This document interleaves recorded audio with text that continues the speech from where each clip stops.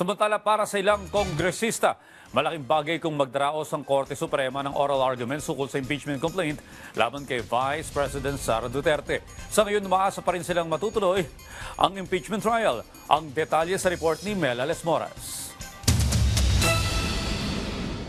Pabor ang ilang kongresista sa panawagan ng ilang grupo sa Korte Suprema na maglabas ng status quo ante-order at magsagawa ng oral arguments ukol sa impeachment complaint laban kay Vice President Sara Duterte. Sa ilalim ng status quo ante-order, ibabalik ng korte ang dating sitwasyon bago nila ideklarang unconstitutional o labag sa batas ang Articles of Impeachment.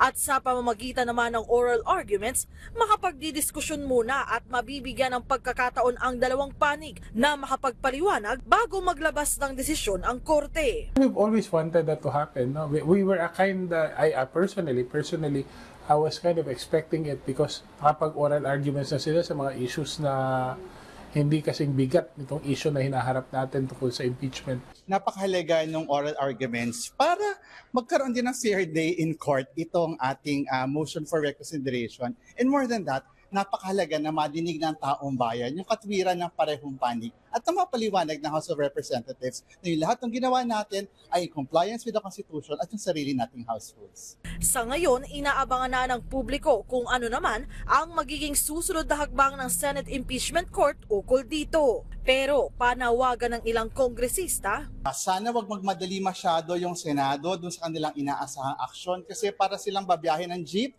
hindi pa puno, gusto nila umarangkada. At pag umarangkada sila, ang mangyayari, ang may iwan, yung katotohanan, pananagutan, at yung katarungan. I think the Senate is well within its power to make decisions accordingly. No? I respect naman the Senate for how it will proceed.